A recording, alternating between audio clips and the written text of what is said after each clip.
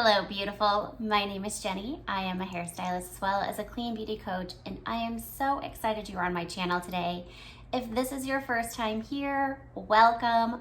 Make sure you hit the subscribe button and turn on notifications. I post videos once a week on Thursdays at noon, and I don't want you to miss out on any of the fun. They are going to be all about clean beauty as well as a splash of hairstyling in there for you guys, so let's get started. All right, so today I want to talk with you guys about the top 10 things that I have learned switching to my clean beauty routine. They are in no specific order, but first up, it is just peace of mind. I have realized that by making sure that I understand what's in the products that I am putting on my body as well as having my kids use, I have the peace of mind knowing that I am not contributing to harming our health in any way. It just gives you that peace of mind and that confidence in knowing what you're using is healthy and safe for you, your family, and the environment. Number 2, there are so many good options out there on clean beauty brands that you can try. So with that being said, keep your blinders on. Don't get overwhelmed because you don't need everything. Right now, after this video, I want you to look in your bathroom and I want you to see all the different beauty products you have, makeup, hair care products, skin care products, body care products, everything. I want you to see what all you have and then take note to what you actually don't use. I hear this all the time in the salon of women saying, underneath my sink, I have so many products there, but I don't use most of them. So that's one thing to do. Start off by getting rid of the stuff you're not going to use. If it's not expired, but you know somebody else that may like it, feel free to share with your friends. But otherwise, don't get overwhelmed. Start one step at a time. And remember, like I said, you don't need everything.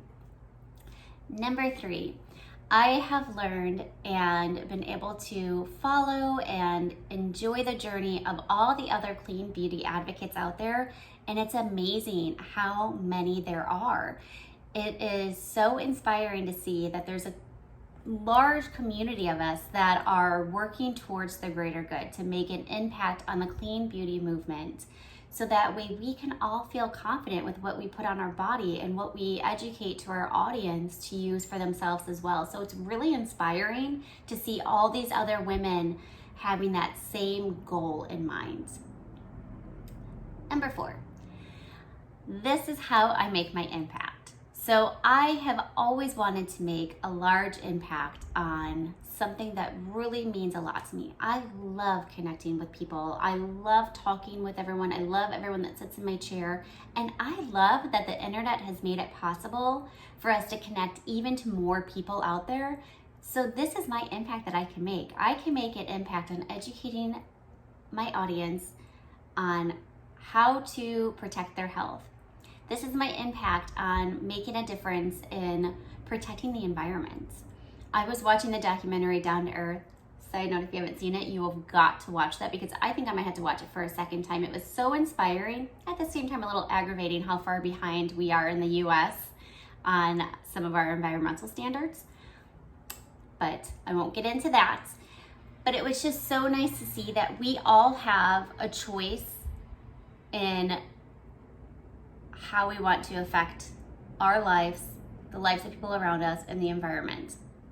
And this is my impact that I get to make. And that is why I created a program called Impact with Clean Beauty, because when you are part of that program, you are making a stronger impact on your health. You're making an impact on the environment, and you're making an impact towards the clean beauty movement, where we only support who supports us. Number 5. So I'm not gonna lie to you guys, I was very overwhelmed when I first started diving into this because I dove head first. I researched for hours upon hours. And I've said it before, but my husband even told me that I used to rattle off ingredients in my sleep. That's how far I got into this, because once I started learning, you can't unlearn. So once you start learning all the harmful ingredients that are in our products, I became obsessed. So The one advice I can give you is it's progress, not perfection. So remember, we're striving just to keep progressing. We're striving to become healthier. It doesn't have to be perfect because nothing is perfect in life. And you don't have to do it all at once. So take it one step at a time, one category at a time, one product at a time. I started this on my own, whereas now I like to be the leader of teaching all these other women how they can create this impact in their life by switching to clean beauty. Number 6, just because you can't pronounce an ingredient does not mean that it's bad for you and it's unhealthy. That used to be something that I used to think, if I can't pronounce this, clearly I should not put this on my body, right? Well, that's not right. Some of these words are their Latin words. Some of them are just really high-tech sciencey words. So your best thing to do is, if you have a question on what an ingredient is, Google the ingredients. Then you can see, is it something that's harmful or is it really just a word I can't pronounce? Number 7, labels are the key to this. As long as you can learn to read the label, and I don't mean just the ingredient list. There's symbols behind there, there's parent companies, there's the ingredient list, and then there's the benefits and directions they give you. As long as you can start really understanding what a label is and what it's telling you, then you're now a conscious consumer. So you have the power to make the right decisions instead of just having somebody else tell you what product to get. I like to, and I love this quote, you can give a man a fish and he'll eat for a day. You can teach a man to fish and he'll eat for a lifetime. I love teaching you how to read your labels, how to, make those decisions. So when you're out and about, you can look at the back of something and not get overwhelmed. You can decide if that's healthy for you or not, instead of just telling you what product to buy. I want to give you as much education as I can. And once you master the labels, you're good to go. Another thing that really stands out to me when it comes to labels is if I turn over a package or a bottle and there's no ingredients listed, and then if I go onto the website and there's no ingredients listed, I have a huge issue with lack of transparency. So if it's not out there, it means you're hiding something, and I will not buy that product. Number 8, I find the hair care category to be the hardest to switch. There are so many different ingredients that I don't feel comfortable with that a lot of the clean brands still have in there. One ingredient being cocamidopropyl butane. That's one that a lot of brands are comfortable having in there because it's a coconut-based ingredient. However, through manufacturing, that's where the things kind of get mixed up, and it can actually contain carcinogenics. So for me, trying to find that shampoo and other ingredients or other products that don't contain that have been a long journey, but I'm starting to find a few that are not containing that. So I'm trying those out for you guys, and I will relay what I discover after. Number 9, the makeup category is the easiest. There are so many clean beauty makeup brands out there. So that is the one that if you want to find an easy switch, that is the category I say to start with first. Only if that's the switch that you're going for the ease. I have a list of other products that I think are of the high priority to switch out first, and I'll follow those with a later video. But if you are looking at ease, start with makeup. There's so many categories, or there's so many different companies out there. Number 10, last but not least, the word fragrance. It is horrible. You guys, it is like the sneakiest ingredient word you can find out there.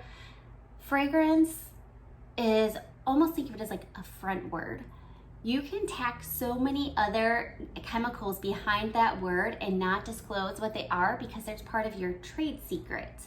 So when you see the word fragrance or perfume, run for the woods because you do not want that product. Now, it could say fragrance, and you can reach out to the company itself and ask if it's a synthetic fragrance or what is behind their fragrance and see if they'll answer you. Otherwise, I just opt for products that don't contain fragrance. Once I started avoiding fragrances, I noticed instantly if there was a synthetic fragrance around me, and right away I get a headache. So fragrance can actually cause allergies, asthma, respiratory problems. and pollutants. They're pollutants to the environment. So it's not a good one that you want to avoid at all costs. Okay, so those are my 10 lessons that I have learned switching to clean beauty, and they are amazing lessons to learn that I am so glad to teach with you guys. Now, make sure that you go in and grab your free list of 10 harmful ingredients you want to avoid in your beauty products and start checking the labels of the products you own yourself. And I will see you guys next week.